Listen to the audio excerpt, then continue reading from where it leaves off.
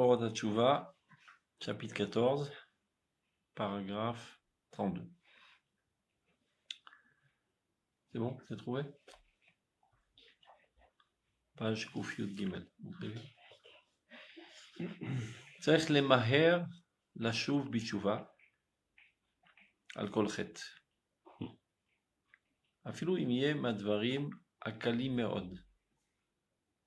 כי איחור התשובה דומה לאיחור טומאה במקדש, ושהיית כליים בלבישה, ושהיית חמץ בפסח, שכל רגע בפני עצמו הוא חטא מיוחד. ובהיקפל חטא קל, הרבה פעמים, הרי הוא כאבות העגלה. וכן מי שהוא במדרגה של השגות עליונות, צריך לשוב בתשובה על כל דיבור יתר שיצא מפיו, או אפילו דיבור נחוץ וקדוש, בלא קדושה פנימית, שכלית והרגשית, הרי הוא ילו לפי מדרגתו. צריך למהר לשוב בתשובה על כל חטא. Il faut s'empresser de faire tchouva pour toute faute. Même s'il s'agit d'une faute légère, une petite faute. Shalom. Lama, pourquoi c'est si important de s'empresser? C'est tellement grave, on peut faire ça demain.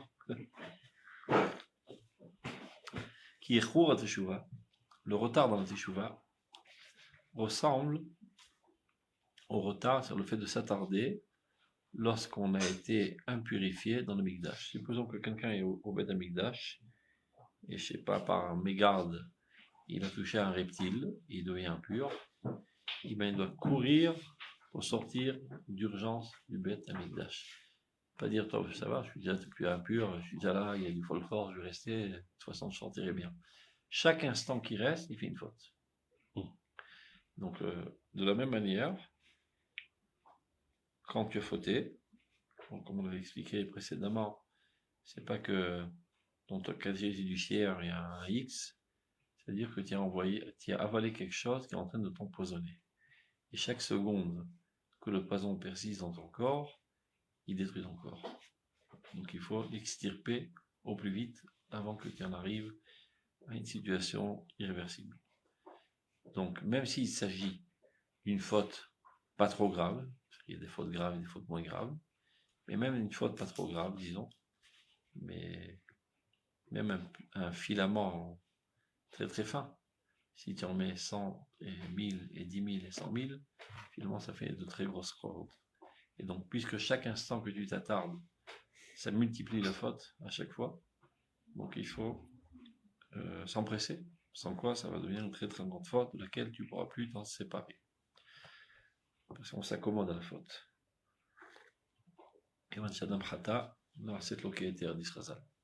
La première fois que quelqu'un faute, il est ahuri de ce qu'il vient de faire. Deuxième fois, un peu moins. Troisième fois, un peu moins. Et il perd sa sensibilité, et ça devient totalement normal. Et après, il ne sait plus comment s'en sortir, tellement c'est normal. Donc, dès qu'on faute, ou bien, dès qu'on se souvient des fautes. Supposons que tu as fait une faute il y a 10 ans. Et tu as oublié. Et voilà que maintenant, ça submerge dans ta conscience, dans ta mémoire. Empresse-toi de faire tchouva tout de suite. Aussi bien envers Dieu qu'envers les hommes. Tu te souviens que quand tu étais enfant, je sais pas, tu as blessé ton copain, etc. Va le chercher le bonhomme. Tu l'appelles et tu dis voilà, je te demande mes excuses. Il dit oh, ça fait 30 ans, j'ai oublié, je ne me prends pas la tête. C'est pas seulement pour lui, c'est aussi pour toi. Bien. Donc on reprend. Ki choura teshuva.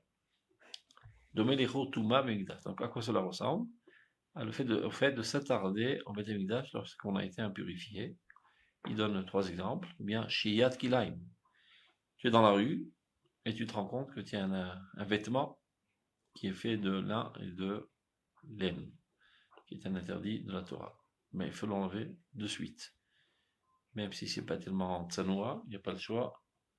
On va chercher une autre couverture, enlève ça de suite. Tu peux pas dire, le temps que j'arrive à la maison, j'enlève ça. Il faut l'enlever de suite. Car chaque instant, attends envers lave de roid. Ou bien, shiat ramet vapesa, pareil. Le iraev le matzeh, il est interdit que se trouve dans ta propriété du Chametz. Tu pourrais dire, de toute façon, j'ai fait la faute. Bon, je m'en occuperai après Pessah. Chaque seconde qui passe, tu fais la faute. Donc il faut t'empresser de brûler le Chametz. Ben, c'est exactement pareil concernant les fautes que tu as dans ta personnalité. Il faut t'empresser de t'en écarter. J'ai kol rega bifnei atzmo uchet miuchad. Chaque instant, c'est considéré comme le compteur là, il tourne. Chaque instant, c'est une nouvelle faute.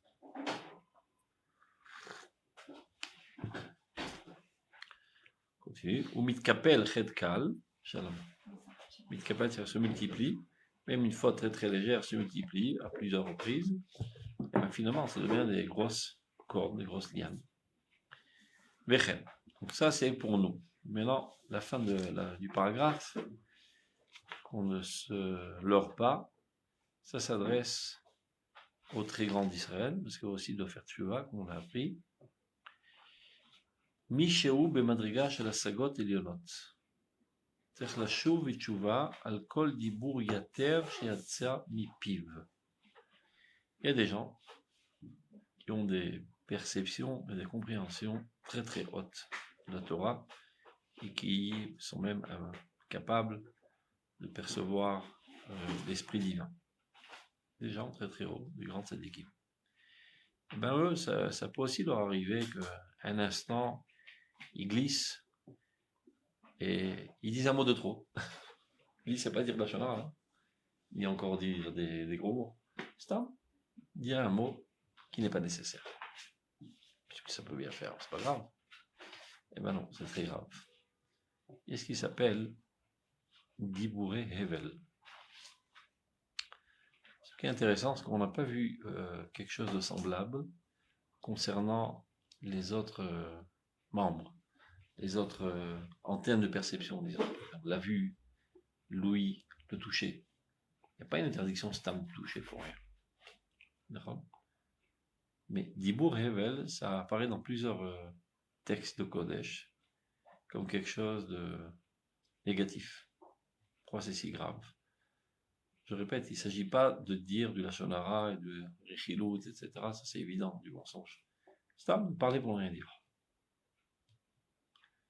Parce qu'à vrai dire, la parole a été créée pour le roi HaKodesh. Et quand tu t'en sers pour autre chose, c'est déjà une profanation.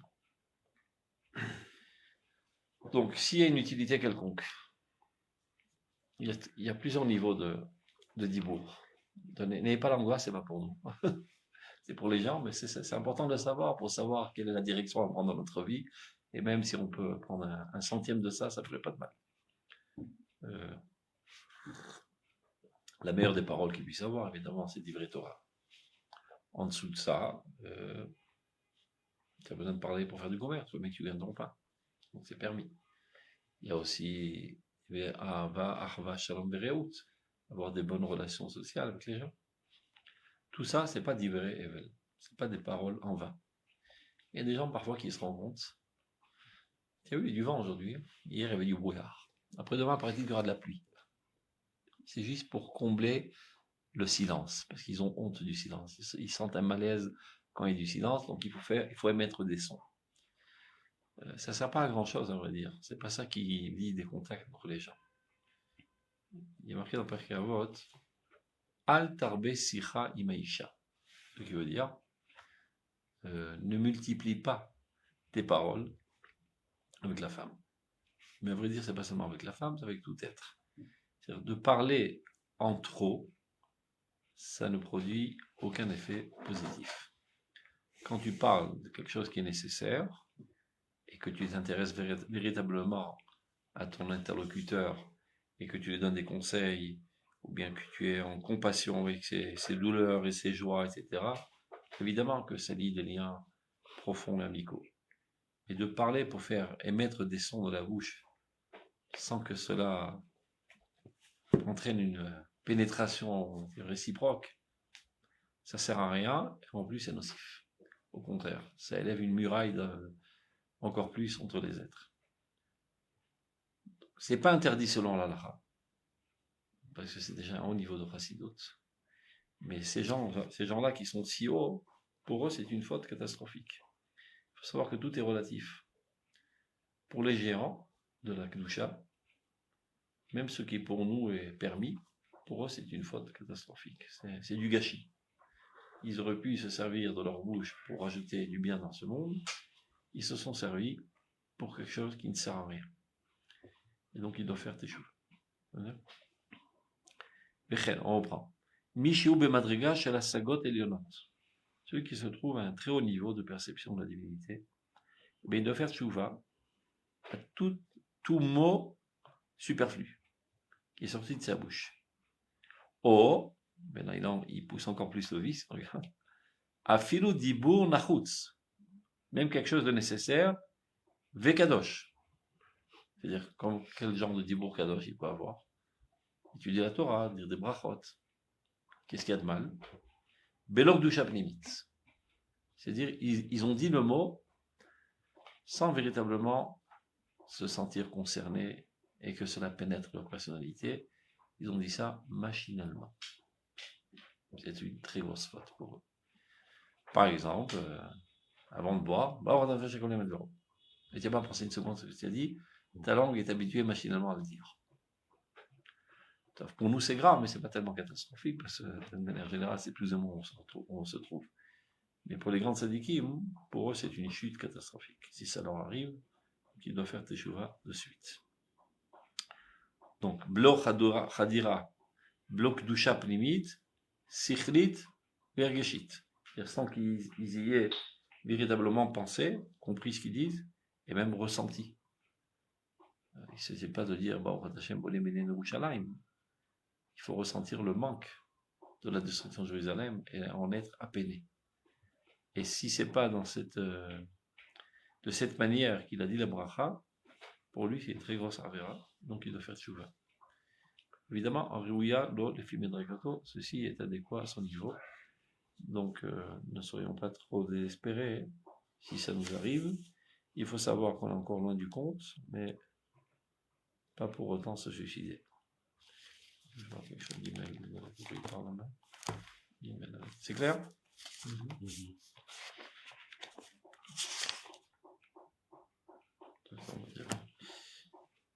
Top, on continue.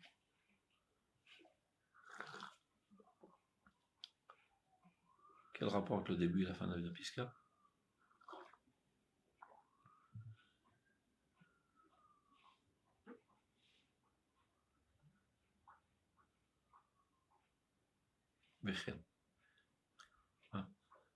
C'est-à-dire, lui aussi, il doit s'empresser. Parce on parlait de fautes, même très très légères. Donc, alors pour nous, c'est même pas une faute, de dire des mots superflus. On fait ça toute la journée, de dire des mots superflus. À son niveau, si par hasard il a dit un mot superflu, il doit s'empresser de faire tchouva. C'est aussi bon pour lui ce qu'il a dit au début de la piscine. Top, continuons. Ahmed Gimel. בערב שבת קודש צריכים לעסוק בתשובה על כל העבר בימות החול כדי לקבל קדושת שבת לשום מניעה מכל דבר חטא ועוון. ובמוצאי שבת קודש צריכים לשוב בתשובה על התוכן של הערת השבת שיהיה נקי ולא שום תערובת, כדי שאותם העניינים שמפני קדושת השבת הם מתבטלים ואינם יכולים לפעול ולהזיק, לא יפריעו את מהלך הכשרות של ימות החול, שאין בהם אותה ההגנה. וזהו עניין קידוש ידיים ורגליים של פשיטת בגדי הקודש של כהן גדול ביום הכיפורים. כי אותם צרצוחי טומאה המתפרצים לתוך הקודש, ומפני גודל אור הקודש הם מתאמצים להידבק בו, ובית שליטת הקודש עצמה אינם יכולים לעשות מאומה, אבל אחר עבור הערתה צריכים להישמר מהם על ידי תשובה גדולה, רבת החדווה, העוז והענווה. בערב שבת קודש, à la veille de Shabbat, il faut faire chouva de tout ce qu'on a fait pendant la semaine. Tamiser le comportement de toutes les saletés qui sont accumulées avant de rentrer dans la sainteté de Shabbat. Car Shabbat, c'est pas quelque chose de subjectif. De mon point de vue, c'est un jour de repos, mais c'est totalement aléatoire. J'aurais pu choisir un autre jour. Shabbat, objectivement parlant, c'est-à-dire de manière absolue, il y a une existence de sainteté qui repose sur l'univers entier. Et toutes les halachot et toutes les mitzvot qu'on fait Shabbat ne sont là que pour nous ouvrir et permettre à cette sainteté de nous pénétrer. C'est clair? C'est pas juste une obéissance aveugle. Voilà, Dieu a demandé qu'on se repose, mais en fait rien ne se passe. De manière générale, il faut comprendre que toutes les fêtes, c'est une erreur de croire que c'est une commémoration d'un événement historique. Ça veut dire, comme les Juifs sont sortis d'Égypte le 15 Nissan, alors je dois m'en souvenir pour l'éternité. Et comme ils n'ont pas eu le temps de faire du pain, ils ont mangé des galettes, alors moi aussi je mange des galettes. Bon, tant pis pour eux qu'ils ont mangé des galettes et qu'ils aient mal au ventre. C'est pas une raison que moi aussi j'en souffre pour l'éternité. Et à vrai dire, Akadosh Baruch Hu apparaît dans ce monde de manière constante, mais sous dévoilements différents chaque jour. Yom Yom, Yom Yomer, Laila Laila, Yachavedat. Chaque fois, chaque jour, même chaque heure, il y en a qui disent chaque heure divisée par 1080, c'est-à-dire tous les 3 secondes, il y a un éclairage divin différent. Mais disons qu'il y a des catégories journalières. C'est-à-dire, chaque jour, il y a un dévoilement divin très spécifique. Et donc, on va dire comme ça, par exemple, Tedvav Nissan, le 15 Nissan, il y a un dévoilement divin qui délivre. Et ce dévoilement a toujours existé, depuis la création du monde. Et c'est la raison pour laquelle qu'on est sorti le 15 Nissan. C'est-à-dire, c'est pas la cause, c'est la conséquence. Le fait qu'on soit sorti. C'est clair? Comme le 15 Nissan, il y a un dévoilement divin délivreur, lorsque le peuple d'Israël a besoin de sortir, il sortira le 15 Nissan. Il dit Srazal, Ben Nissan Ligalou, Ben Nissan Atidim Ligael. De la même manière qu'ils ont été délivrés en Nissan, ils seront aussi délivrés en Nissan. Il y a dans le temps, à cette période-là, un flux divin délivrateur. Comme ça, si ça se dit. Libérateur, voilà. Et le Shabbat, toutes les semaines, il y a un surplus de divinité qui apparaît dans le monde. Une plus grande intensité de divinité qui apparaît dans ce monde. Ça s'appelle la Kedusha. Kedusha Shabbat. De manière générale, la Kedusha ne peut pas résider dans quelque chose d'impur. Tamé, c'est Milachon Atum, qui veut dire fermé hermétiquement. Il y a certains comportements, certains objets, certains traits de caractère qui obstruent et qui ne permettent pas à la divinité de pénétrer. Donc, c'est la raison pour laquelle on fait le mikvé. C'est un secret divin, on ne sait pas comment ça marche, mais c'est comme ça que Dieu nous a dit. Tu veux te purifier, trempe-toi dans l'eau, 40 séot, et hop. À vrai dire, personne ne comprend c'est quoi la touba. On en parle, on connaît les halachot, on sait comment ça marche. Mais qu'est-ce que c'est véritablement? On n'en sait rien. Touma, c'est quelque chose qui obstrue. Et quelque chose qui obstrue, c'est-à-dire ça empêche la vie d'apparaître dans toute sa vigueur. C'est un petit peu mourir. Quand tu es tamé, tu es un petit peu mort. C'est toumat mavet. Et la pire des toumot, c'est quand la vie est totalement extirpée de ta personnalité. Toumat mavet. La vie à votre toumat, c'est la mort. Mais il y a d'autres comportements qui te tuent un petit peu. Donc il y a en toi déjà une odeur de mort. Ta chassoum. Tu es obstrué devant la divinité. Donc il y a des reptiles, il y a des comportements, des avérotes, des midot, des traits de caractère qui sont téméim, et qui font que la divinité ne peut pas apparaître dans toute sa vigueur en toi. Donc tu es un petit peu vide, un petit peu manquant d'alimentation divine. Mais non, pour pouvoir profiter au maximum de ce surplus de vie pendant le Shabbat, il faut écarter tous les barrages. C'est-à-dire que tu les écartes ou tu les écartes pas, de toute manière, le Shabbat arrivera, il ne dépend pas de toi. Reste à savoir combien de cette existence divine va te pénétrer, plus ou moins, en fonction de ta préparation, et évidemment en fonction de ton comportement pendant le Shabbat. De faire attention à ne pas transgresser la Metet Melachot, qui sont les comportements qui empêchent la Kedusha de te pénétrer. Mais avant d'arriver à ce stade, avant même de rentrer dans le Shabbat, pour pouvoir profiter au maximum de ce surplus d'alimentation divine dans ta personnalité, écarte tous les écrans, qui sont la Averot que tu as fait toute la semaine. Fais tchouva. C'est clair? Donc, Be'erev Shabbat, à la veille de Shabbat. C'est-à-dire, les gens sont toujours occupés en dernière minute de mettre les marmites sur le feu, et hystérie totale dans la maison.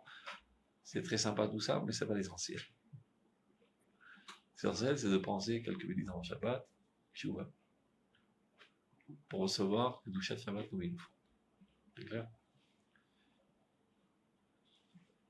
Évidemment, tchouva, c'est toujours la même manière. S'il y a un événement spécial dont je me souviens qui n'était pas tout à fait au point, donc de manière ponctuelle, je dois y penser et l'extirper de ma volonté, d'avoir dédain et dégoût. Et sinon, de manière générale, de toute façon, sans aucun doute, j'ai dû faire des fautes, donc je dois mettre pardon. On est toujours en overdraft. On continue.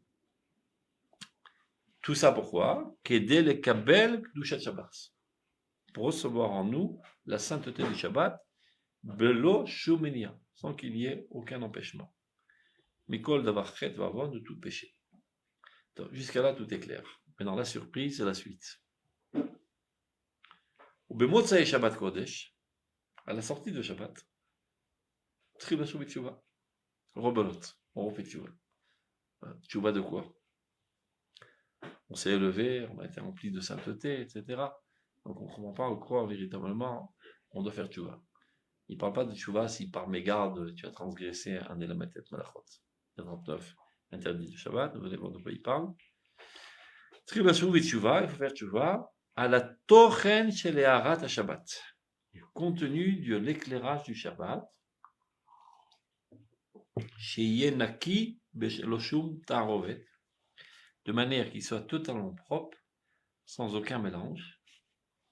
Parce que si on vient de dire que Shabbat, j'ai eu une nouvelle alimentation de vie, ça ne disparaît pas après le Shabbat, ça reste en moi. Chaque Shabbat, il y a un rajout. C'est pas qu'on me met, on reprend, on me met, on reprend. C'est pas du statisme. Chaque Shabbat, tu ressens encore mana. Comment on dit mana? Une portion. Encore une portion de vie, une portion de Kedusha dans ta personnalité. Maintenant, il risquerait que cette portion qui va rester en toi dans la semaine soit mêlée à quelques saletés. Et il faut les tamiser avant la sortie de Shabbat. De quelle saleté s'agit-il? Regardez. Kedesh otam inyanim. Il y a certaines choses que tu fais pendant Shabbat qui, pendant Shabbat, ne risquent pas de te faire dégringoler vers l'impureté grâce à l'éclairage de Shabbat. C'est-à-dire les mêmes comportements que tu aurais fait pendant Chol t'auraient fait dégringoler dans la Touma. Par exemple, Shabbat, on doit bien manger, bien dormir, etc., etc. On met un accent sur les besoins, les satisfactions et même les plaisirs du corps. D'accord? Ce qui n'est pas interdit, mais pas tellement conseillé, disons, pendant tous les jours de la semaine, c'est ce qui s'appelle Klipat Noga, dans la chaîne de la Kabbale. Noga, c'est de la lumière. Une lumière assez faible. Klipat Noga, c'est l'épluchure de la lumière. C'est-à-dire quand tu commences à rentrer dans la lumière un petit peu affaiblie, tu as déjà un pied dans la saleté. C'est-à-dire dès que tu t'approches du Chol, qui n'a rien de mal, le Chol, tu risques déjà de glisser vers la Touma. Donc, de manière générale, par prudence, on te dit, Prends un petit peu d'écart du Chol. Shabbat. On te dit au contraire, non. Mange à plein poumon le Chol. Pourquoi c'est comme ça? Parce que Shabbat, il y a beaucoup de Gdusha. Et la Gdusha la plus haute, c'est celle qui est capable et qui doit se mesurer avec le Chol. Donc pendant Shabbat, on s'adonne assez librement au plaisir corporel. Et ça ne réalise aucun problème, parce qu'on a aussi une protection, parce qu'on a un surplus de divinité en nous. Donc on peut se mesurer avec le Chol sans trop dégringoler. Le problème que sort Shabbat, et la Kedusha n'est plus là, mais on s'est accommodé à un certain comportement, et on risquerait de continuer sur le même élan. C'est clair? Et donc, ça va mener à une chute. Donc avant de sortir de Shabbat, hop, tu t'écartes des effets secondaires que pourraient donner ces comportements pour pouvoir entrer dans la semaine sans trop de danger. C'est recherché, hein? Alors, il va porter un accord. Regarde. Pour que les choses que l'on fait pendant Shabbat, mais qui sont neutralisées par la sainteté du Shabbat, et ne peuvent pas créer de dégâts,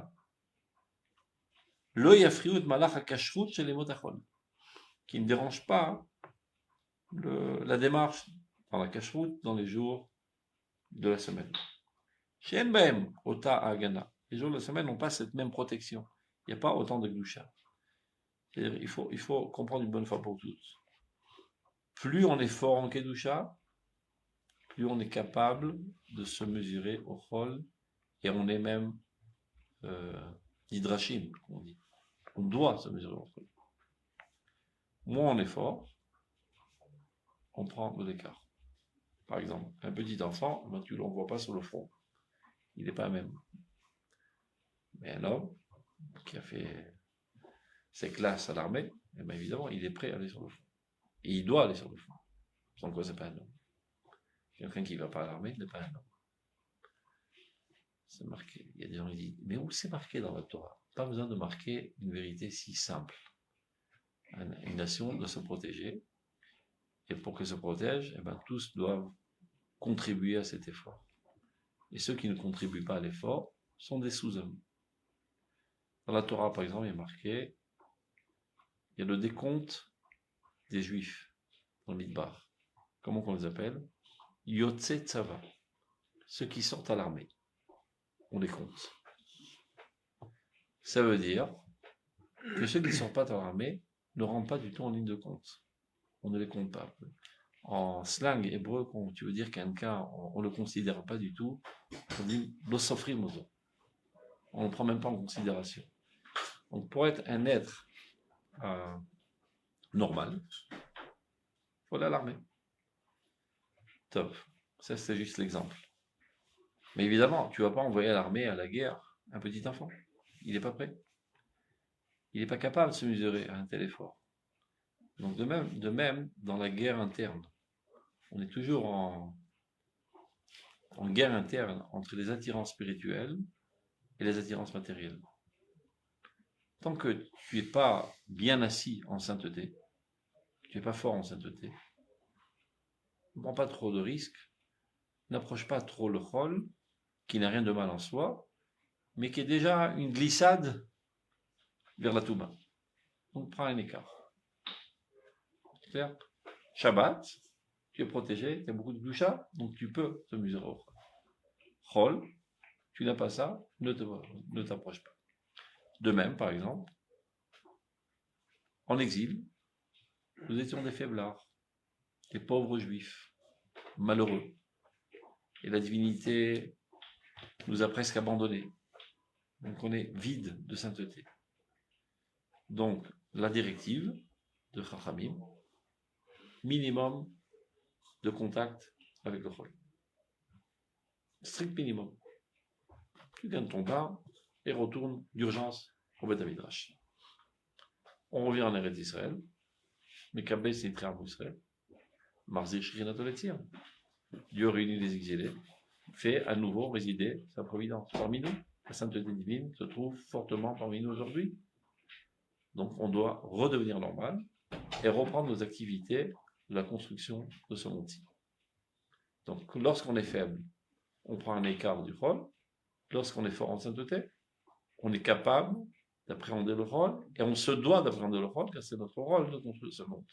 Mais on ne va pas envoyer des faiblards sur le front alors qu'ils ne savent même pas tenir debout.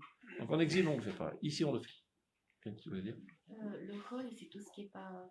Tout ce qui n'est pas saint. Il n'y a pas de véritable traduction en hébreu, en français. On se casse la tête depuis quelques années, on n'a pas réussi à trouver le mot, parce que quand tu dis profane, ça a une connotation péjorative, un petit peu, négatif. Profaner, c'est un péché de profaner, comme ça qu'on dit en français. Le laïc, il n'y a pas de traduction. Dans quel sens s'éloigner du rôle? Je n'ai pas compris. Pour s'en écarter, parce que dès qu'on commence à bien manger, à bien boire, on peut se laisser aller. D'accord? Tant que tu ne manges pas, tu ne risques pas de faire d'idiotie. Tant que tu ne parles pas, tu ne risques pas de dire de la shonara. Tant que tu ne travailles pas, tu ne risques pas de voler, etc. Mais évidemment, ce n'est pas un idéal, c'est idiot. Mais il vaut mieux être idiot, ne pas fauter, qu'être intelligent et fauter.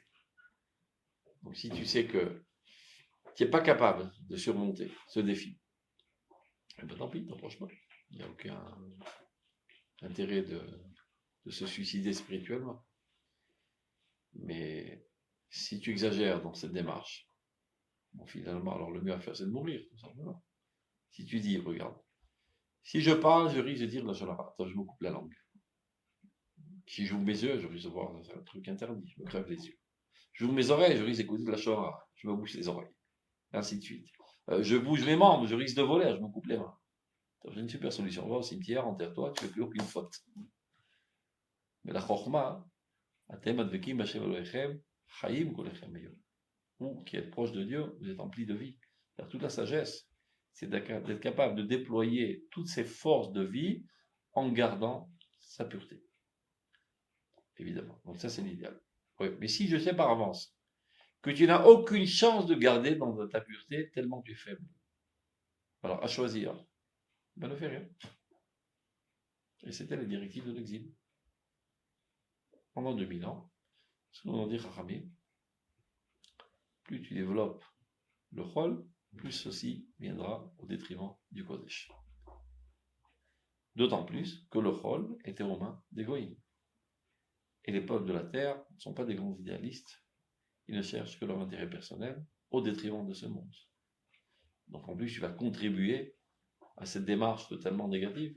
Tu vas renforcer l'économie française ou l'économie italienne ou l'économie allemande quand tu sais parfaitement qu'il n'y a aucun idéal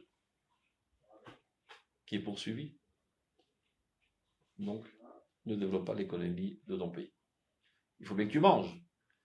Ouvre une petite épicerie, vends du beurre, 300 grammes de beurre, tu as eu ton pain et ton beurre, et tu rentres chez toi, et tu dis la Torah. C'était les directives de tous les Chachamim pendant toutes les vies. Ce qui fait que, aujourd'hui, on revient en Eretz Israël. Les gens qui ont grandi dans cette école de pensée, et c'est tous les juifs, ils arrivent ici, ils ne comprennent pas comment on doit remettre les mains à la pâte. Nous les juifs, notre rôle, c'est le cas de mon Haredi standard. Le rôle d'un juif, c'est le lernen. Lernen, c'est ce qui veut dire l'étude.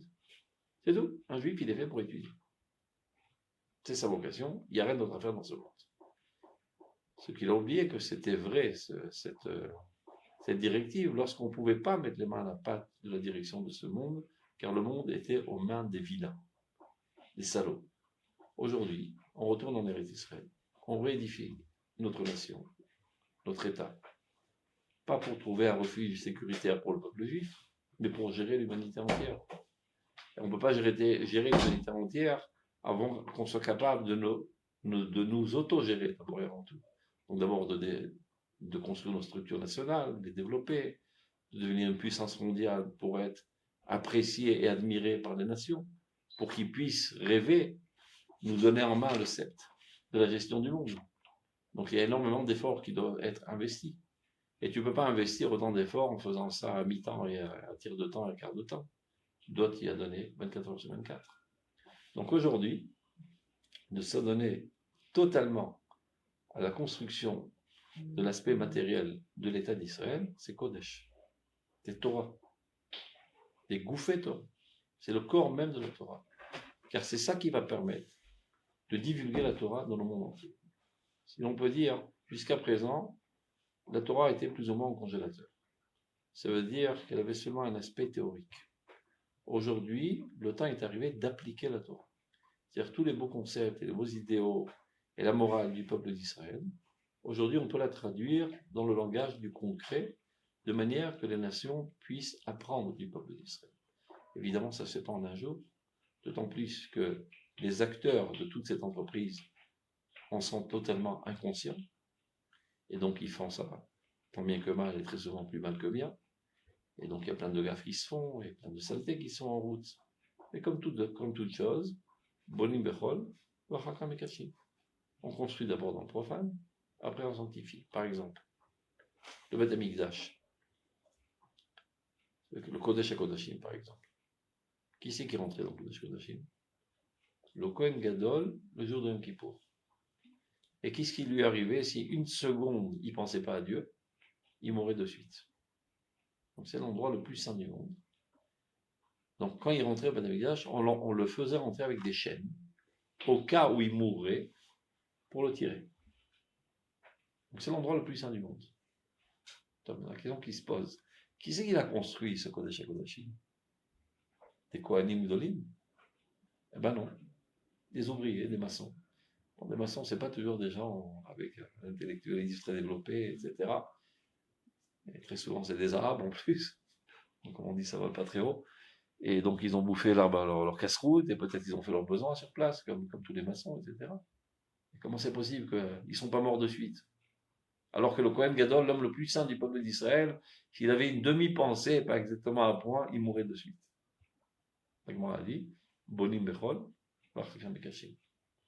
d'abord, on construit ça de manière Chol, après on sanctifie. De même, le royaume d'Israël, la souveraineté du peuple d'Israël, l'État d'Israël. On construit d'abord Bechol. Et c'est des gens de Chol qui construisent, parce que les gens de Kodesh, ils sont un petit peu rêveurs, ce sont des gens qui planent.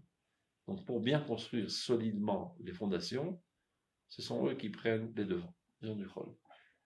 Donc ils construisent à leur manière, et comme ils construisent à leur manière et que leur tête n'est pas toujours très pure, il y a pas mal de saleté qui s'accumulent dans cette construction. Ça fait mal, mais c'est pas une raison de se suicider. On savait par avance que ça allait être de la sorte. On laisse les choses se faire, et après on intervient. Durav, Igazman, la Zrik Neshama Begelia. Le temps est arrivé d'infiltrer l'âme dans ce corps qui est la résurrection nationale du peuple d'Israël. Bonim Bechol, Vachakam Ekachim. Tout ça pour dire que tout ce qui est en train de se faire aujourd'hui, toutes les énergies extraordinaires qui sont investies dans l'État d'Israël et qui font qu'on se trouve à la pointe du progrès dans énormément de domaines, c'est pas un péché, comme certains le pensent. C'est une très très grande mitzvah. C'est la Kedusha la plus haute qu'il puisse avoir. Mais on est capable de le faire rien que parce qu'on est en Eretz d'Israël et qu'on est à nouveau réunis et que la Shrina se trouve parmi nous. Encore pas totalement parce que tous les Juifs ne sont pas là, mais déjà partiellement elle se trouve parmi nous. Et c'est ça ce qui nous donne la force de nous mesurer au Chol. Et donc il faut encourager cette démarche, non pas la décourager. Donc ça c'est la ressemblance entre l'individu et la nation. De même, au niveau de l'individu, le Chol c'était comme l'exil. On est faible, on est dénudé de divinité. Le Shabbat, c'est comme la Géoula, on a plein de Gdusha en nous. Donc le Shabbat, on peut s'adonner plus librement dans les activités des satisfactions corporelles, des besoins naturels et même des envies naturelles, etc. Évidemment dans les limites de l'halakha. Et il n'y a aucun problème en cela. Et au contraire, c'est kadosh. Et c'est une mitzvah. Tu manges, tu fais une mitzvah. D'habitude, tu manges, c'est pas tellement une mitzvah, c'est juste un besoin. Non, c'est ouda. Les mitzvahs, donc nafkamina l'halakha, si des fois tu dois transgresser un issour de rabbanan béchinou, il s'est permis parce que c'est une mitzvah de manger. Une activité qui, de manière générale, est totalement neutre, s'élève au niveau de la Kedusha. C'est clair? Donc tout ça, c'est bien beau pendant le Shabbat. Mais, Shabbat, il sort. La sainteté retourne à sa source. On se trouve dénudé un petit peu. On risquerait de continuer le même comportement, de s'adonner librement à toutes les envies corporelles, etc. Fais attention, tu risques de dégringoler. Donc, fais tchouva, des saletés qui pourraient s'accumuler dans la tosefet de Kedusha que tu as reçue. Qui pendant le Shabbat ne dérangeait pas, parce qu'il y avait une protection. Maintenant, tu passes dans une zone non protégée, donc fais attention. C'est ce qu'il est en train d'expliquer. Non, mais tu peux pas dire que les 2000 ans de Gola n'ont rien apporté. J'ai pas dit qu'ils n'ont rien apporté. Ben, ça n'a pas été stérile, ça n'a pas été cloum. J'ai juste dit que pendant 2000 ans de Gola, le peuple d'Israël n'avait pas d'activité au niveau national, matériel, etc. Il s'est adonné à la spiritualité totale et c'est ce qu'il devait faire. Ça ressemble à l'époque du déluge, où toute l'histoire humaine continue dans l'arche de Noé. On est en train de construire un nouveau monde. Le monde a été détruit à cause de la corruption, de la méchanceté, de la cruauté. On ne peut plus continuer un monde de la sorte. On doit reconstruire un nouveau monde. Noah s'enferme dans son arche et il construit le chesed. Toute la journée, il fait du chesed. Il nourrit les bêtes, il nourrit tout le monde, etc. Et le monde, qu'adviendrait-il de lui? Il va en perdition totale. Lorsque la pluie terminera et le déluge s'asséchera, etc., on reconstruira un nouveau monde avec de nouveaux soldats qui ont fondé leur personnalité sur le chesed, dans la spiritualité la plus haute. Mais voilà ce qui est assez surprenant. Le déluge est terminé, la terre a été asséchée, et on eût supposé que Noir donne un bon coup de pied à la porte et aille gambader dans la nature pour retourner à corps joie à l'activité du développement de ce monde. Eh ben non. Il se sent bien là où il est dans son arche. Il s'est accommodé à cette existence virtuelle de vivre dans un cocon spirituel et laisser tomber le développement du monde. Je sais que Dieu lui donne un coup de pied dans le derrière. Tseminateva. Sors de ton arche et commence à affronter le monde et le développer. C'est exactement ce qui est arrivé au peuple d'Israël. Le royaume d'Israël s'est disloqué et maintenant le monde est aux mains des goïms, qui ne sont pas des grands idéalistes, donc il est voué à la destruction totale, on ne peut rien en ressortir. C'est-à-dire les fondements sur lesquels la civilisation humaine repose aujourd'hui n'a aucun avenir. Donc, il faut préparer une alternative. Le peuple d'Israël lui-même a été corrompu en Eretz Israël. Donc, tel qu'il est aujourd'hui, de cela ne ressortira rien du tout. On le déconnecte de toute activité politique, matérielle, scientifique, etc. Il va en exil, il rentre dans un cocon spirituel. C'est l'exil, c'est l'arche de Noé. Et il s'adonne à la spiritualité la plus extrémiste. On rêve de Malchut Shammai, Midot Tovot, etc., Mitzvot, Dusha, etc. On ne fait que rêver. La Torah, à l'échelle nationale, universelle, n'existe pas. À l'échelle individuelle, on rêve qu'un beau jour viendra le Messie, on pourra prendre en main la direction du monde selon les fondements de la sainteté. On ne peut pas que rêver. Talmud Bavli, Maïmonide et tout ça, c'est des rêves. C'est la théorie. C'est comme faire des études de médecine avant d'ouvrir sa clinique. C'est théorique. C'est très important parce que sans théorie, il n'y aura pas d'hôpital. La c'est pas théorique. Tout est théorique. On développe la théorie de la gestion de la nation d'Israël. Et on la développe dans tous les plus petits détails. Avec une cervelle très très approfondie pendant 2000 ans. Évidemment, on l'applique à l'échelle individuelle, mais ce n'est pas la Torah, parce que la Torah n'a pas été donnée à l'individu. La Torah elle est faite pour la gestion de la nation d'Israël sur sa terre, pour avoir une influence universelle. Donc la véritable Torah n'existe pas pendant l'exil, c'est pour ça que la Gemara dit il n'y a pas une plus grande annulation de la Torah que cela, que le peuple d'Israël a été exilé de sa terre. Donc il y a une miniaturisation de la Torah à la mesure de l'individu. Et c'est ça ce qui permet la survie du peuple d'Israël. Mais ce n'est pas la véritable Torah. Car la Torah s'adresse au peuple d'Israël en tant que nation, pour qu'elle rayonne sur l'humanité entière. Donc c'est du bitul Torah. C'est clair? Mais c'est nécessaire. C'est un incubateur dans lequel on développe le petit enfant. Maintenant, ce qui arrive, On s'est adonné très très fortement au développement spirituel et aux aspirations morales, etc. Et voilà que le déluge commence à s'arrêter et la terre commence à s'assécher et l'arche de Noé se rapproche de la rive de Yafo. Donc on eût espéré que tous les juifs descendent à terre et gambadent à cœur joie et prennent leur pioche et commencent à travailler la terre et développer des structures avec plein d'entrain, etc., etc. Et c'est pas exactement ce qui est arrivé. Ceux qui étaient les plus pieux sont restés plantés comme des pieux et n'ont pas bougé. Et ceux qui n'avaient pas trop de dimension spirituelle, eux, de manière instinctive et intuitive, ont ressenti le besoin de s'adonner au développement de la matérialité. Et ce qui fait que les spirituels, c'est-à-dire les pseudo-spirituels, regardent d'un mauvais œil ceux qui agissent, alors que ce sont eux qui sont dans le tort. Il faut que Dieu leur donne un coup de pied dans le derrière, leur dit, mettez-vous à l'action. Ça prend du temps, pas besoin de les brusquer, ils y rentrent, petit à petit. Non, mais ils ont une raison valable à ça. Eux, ils disent Mashiach. Quand Mashiach viendra, C'est une fausse lecture de la Torah, c'est le problème. C'est une fausse lecture. C'est une lecture infantile. Le Mashiach, c'est pas une fée avec une baguette magique. S'ils avaient étudié ces thèmes, ils auraient compris c'est quoi Orosh Mashiach. C'est un dynamisme divin constant qui traverse toute l'histoire, qui fait avancer les choses de manière progressive. C'est pas que rien ne se passe pendant 2000 ans. On est au congélateur. Et donc, Stam, Dieu nous envoie en exil. Stam nous a grillé à Auschwitz. Et ça n'a servi à rien. Et un beau jour, il arrive. Non, tout est un processus. Non, mais 2000 ans, ça n'a pas été du congélateur. C'est ce que je suis en train de dire. Tout ça est un processus qui fait contribuer tous les événements du monde. C'est-à-dire de la même manière que ta personnalité aujourd'hui, telle qu'elle est le fruit de tous les événements que tu as vécus. Si tu aurais vécu d'autres événements, tu aurais eu un autre look. L'addition de tous les événements que tu as vécus, et plus encore, la réaction que tu as eue envers ces événements, émotionnels, intellectuels, etc., ont forgé ta personnalité, ont fait de toi ce que tu es aujourd'hui. De même, la situation du peuple d'Israël aujourd'hui, mentale, psychique, comportement, aspiration, tout ce que tu veux, est le fruit de tous les événements qu'on a vécus à travers toute l'histoire. Et il y a un héritage génétique, historique qui se fait. C'est pas que chaque enfant il commence à zéro.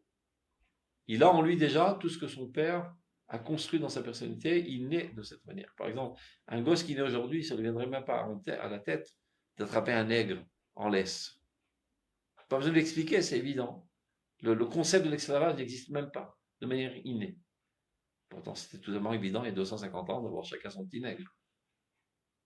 Une fois que l'humanité s'est élevée à la compréhension de l'abolissement de l'esclavage, ça passe de manière naturelle. Donc tout ce que l'humanité est au centre de l'humanité, au cœur de l'humanité, le peuple d'Israël, a acquis, ça s'appelle Orosh HaMashiach, la lumière messianique. C'est un dynamisme divin qui fait avancer l'histoire vers sa finalité ultime. C'est ça le messianisme. Donc, cette époque d'incubateur en exil, elle aussi a contribué à forger en nous des aspirations spirituelles et morales les plus hautes. Pour que lorsqu'on arrive en Israël, on soit déjà prêt à édifier un nouveau monde. C'est la révolution israélienne. Après la révolution française, la révolution israélienne, qui doit faire pénétrer l'humanité entière dans une nouvelle ère. Donc normalement, ça aurait dû se faire de manière naturelle, mais il y a toujours le problème qu'on s'accommode à toute situation. On a vécu dans cette arche de Noé, qui est une existence totalement virtuelle. On a du mal, psychologiquement parlant, à retourner à la vie active. Donc ceux qui n'ont pas trop vécu dans cette ambiance spirituelle, ils n'ont pas trop de freins, ils y vont les premiers. Ceux qui ont vécu très fortement dans la spiritualité, dans la morale, dans la religiosité, ils ont des gros freins. Car ces freins étaient nécessaires, parce que la Torah nous a empêchés, pendant l'exil, de contribuer à l'effort de l'humanité, parce qu'on ne voulait pas contribuer, parce que la finalité était sale. Et tout d'un coup, on dit non, maintenant c'est plus un frein, au contraire, il faut appuyer sur l'accélérateur. C'est pas en un jour que ça se fait. Donc ça ne sert à rien de leur forcer la main. Tout ce qui essaie de leur forcer la main ne crée que des réactions inverses et de retarder l'échéance. Il faut tout sembler enseigner et réenseigner et renseigner. Et petit à petit, le message se propagera. Même les têtes les plus dures, les têtes de pierre, au goutte à goutte, ça fait un trou dans la tête. Il faut répéter et répéter et répéter et ne pas avoir honte d'avoir l'air répétitif et de répéter toujours les mêmes choses. Je sais que parfois le Rav Siouda, il répétait des milliers de fois la même chose. Les élèves diront ça va, on a compris, on n'est pas tellement nouilles. Taper sur la table et je répéterai encore 1 million de fois. Et pourvu que quelque chose vous rentre dans le crâne. Il savait très bien qu'effectuer une révolution des esprits, ça se fait prendre 1 seconde. D'autant plus qu'il comptait sur la nonchalance et la fainéantise des élèves, qui sans aucun doute ne feraient pas des révisions dans leurs devoirs. Donc il faisait lui-même les révisions. Et il répétait. Tout il disait, top, Narzor al-Risholot. Reprenons ce que vous avez déjà enseigné. Il répétait tout le temps. Et tu vois qu'après 70 ans d'enseignement, finalement, il a réussi à forger des élèves qui ont compris plus ou moins le message et qui le transmettent. Et c'est comme ça qu'on fait une révolution. Mais alors, ceux qui ont honte d'être rébarbatifs et de répéter ne seront jamais des éducateurs. Ceux qui cherchent à faire des feux d'artifice, à faire chaque fois une conférence extraordinaire, que les gens restent la bouche ouverte et ébahis de sa sagesse, ne seront jamais des éducateurs. Pour faire changer les conceptions, il faut répéter et répéter et répéter, d'autant plus que nous sommes dans un monde dans lequel on est nisrafim, on est emporté par un courant totalement inverse, et eux, c'est en grande dose. C'est-à-dire tous les médias et tous les trucs d'internet, et les journaux, les informations, etc., tout ce que tu écoutes toute la journée, c'est à 180% diamétralement opposé de tout le message de la Torah. Et ça, tu en reçois à 100 kilos à la seconde. Donc tout celui qui n'est pas relié avec une infousia à ce message, sans s'en rendre compte, il va au large. Mais les juifs pieux en Golav, ils travaillaient aussi. Pour leur parnassa. Pour la parnassa, c'est déjà. Mais le travail, c'est déjà la priorité. Le travail, c'est pas la parnassa. Le travail, c'est un idéal. Melacha, c'est une notion de malach. Il y en a qui pensent que le travail, c'est une malédiction. Si on ne pouvait pas travailler, le monde serait beau. Melacha, la notion de malach. Shabara Elohim, la'asot.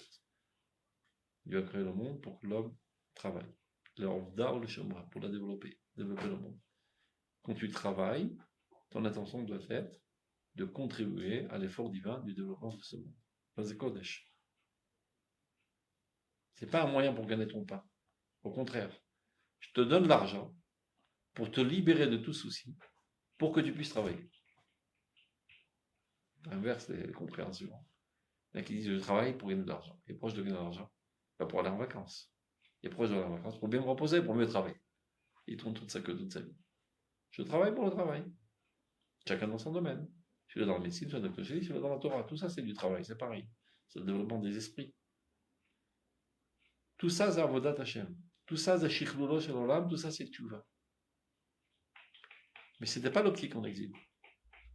Parce qu'on ne veut pas développer ce monde. Il est aux mains des pourris. Il y a beaucoup de juifs qui ont développé le monde aussi en exil. Pas en tant que peuple d'Israël. Pardon? Pas en tant qu'envoyé du peuple d'Israël. Pas ambition, ou bien vive la France, vive l'Allemagne, etc. C'était pas en tant que Shaliach Shel Israël. Par hasard, il était juif. Et il s'avère qu'il y a pas mal de juifs qui par hasard ont développé le monde parce qu'on a ça dans le ventre. C'est-à-dire bien qu'on a eu une directive contraire de Chazal, mais la nature même du peuple d'Israël c'est de développer le monde. C'est pour ça que Dieu nous a créés. Donc même quand on t'étouffe, ça saute ça et là. Au niveau individuel. Hein? Au niveau individuel, évidemment. Ils ont jamais demandé que les fleurs soient envoyées sur le clan d'Israël, ces gens-là. C'était pour leur ambition, pour par idéalisme individuel, peu importe. Mais c'est pas au nom de clan d'Israël. C'est la directive. Et jamais ils ont vu en ça de la Gdusha ou un idéal quelconque. Par exemple, le Rav Etzraïm, il avait aussi une épicerie, mais il vendait, je sais pas, 3 lachmaniyot et 250 grammes de beurre. Il dit c'est bon, j'ai fait mon beurre pour aujourd'hui, il ferme le magasin, il retourne au Bet Midrash. C'est pas ce qui l'intéressait exactement de développer l'économie de Radin, je sais pas où il habitait, tout perdu. On fout pas mal. Il faut savoir que les Juifs, ils s'en foutaient pas mal des pays dans lesquels ils se trouvaient. Il y en a qui étaient assimilés, qui avaient une autre manière de penser. Vive la France, alors ils ont combattu en tant que guerriers dans les guerres, etc., etc. Mais les juifs pieux, ils s'en foutaient pas. Et jusqu'à présent, d'ailleurs. Ça, les Français ne savent pas toujours. Ils pensent que ils sont vraiment fidèles à l'État français, ils s'en foutent pas. Pour l'État français, c'est une pompe, on doit soutirer ce qu'on peut soutirer. Ils s'en foutaient pas même. Et à juste titre. Parce que l'État français n'a aucune vocation idéale. Aucune raison de les aider. Ça sert à rien. Tu vas contribuer à l'effort national. Pourquoi? Et qu'est-ce que ça va donner? Encore une entité nationale crapule qui cherche l'intérêt de ses propres potes au détriment de ceux d'à côté. Ça sert à rien. Mais à chaque fois, c'est pas faire. Le renforcement de l'entité nationale d'Israël est censé apporter le bonheur et le bien-être de l'humanité entière. Et on commence déjà à voir les prémices. Au niveau technologique, etc., on a la pointe, on apporte des trouvailles, des inventions extraordinaires qui apportent énormément de bien-être déjà à l'humanité entière. Et ça, c'est seulement au niveau du Chol, qu'on célèbre au niveau du Kodesh. Tous les problèmes, toutes les maladies mentales, psychologiques, et les rancunes, et les guerres, tout ça, c'est ça qui détruit essentiellement le monde. Mais qui va apporter la guérison? C'est le peuple d'Israël. On n'est qu'au début. On a l'air. Ça raccroche, on a un petit enfant qui commence à marcher. On n'a que 70 ans ici. On est encore dans nos couches.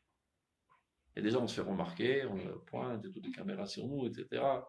Parce qu'on a une petite invention là, un petit invention ceci. On n'a pas commencé à développer la Torah, qui est notre spécificité. Elle n'a pas commencé à être divulguée dans le monde. On est encore en train de radoter des petites histoires de la Torah de l'exil. Cette Torah n'a pas commencé à être divulguée dans le monde. Qui est la Torah de la Géoula, la Torah de l'humanité entière. L'enseignement qui va apporter une nouvelle civilisation de l'humanité entière. Ça, on n'a pas commencé à le faire. Ça commence. Quelques groupes, ça et là, qui commencent à y penser, à essayer de comprendre de quoi s'agit-il, parce qu'on est tous, on sort tous de l'école de l'exil. Donc, à force de changer de mentalité, dans l'époque de transition, c'est pas tellement facile. On a pas mal de travail sur la planche encore. Donc, on essaie de terminer vite la Pisca, pour qu'il y ait quelque chose de chaleur, les farotes. Donc, les Zéou, maintenant, il rapporte le Makor. Nous, on sait ça, qu'après Shabbat, il faut faire Tshuva. Zéou Inyan, Kiddush Yadayim Veraglaim, Shel Pshitat, Bigdei HaKodesh, Shel Kohen Gadol, Yom Kippourim. Vous savez qu'à Yom Kippour, le Kohen Gadol a plusieurs reprises changé d'habit. Une fois des habits blancs, une fois des habits d'or, une fois des habits blancs, une fois des habits d'or. Et à chaque fois, il faisait le mikvé. Alors, c'est pas compréhensible. C'est-à-dire, quand tu montes de degré, je comprends que tu fasses mikvé. Mais quand tu descends de degré pour te faire mikvé, tu étais déjà très haut pour te faire mikvé. Regarde.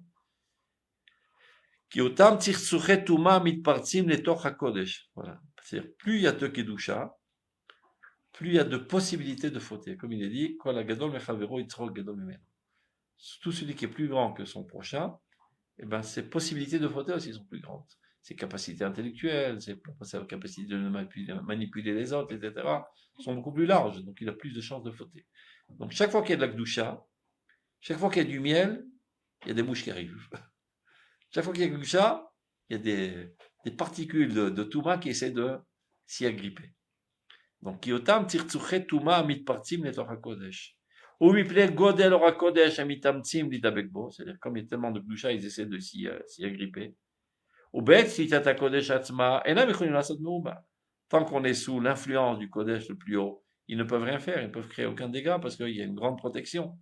Avalachar avor erata.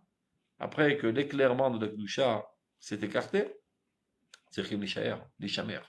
Il faut prendre garde, il faut faire très attention à l'aider de Tchouvak de la Rabat Achedva, en faisant une grande Tchouva. Évidemment, on parle d'une véritable Tchouva, pas de la peur du châtiment, mais emplie de joie, de puissance et de modestie.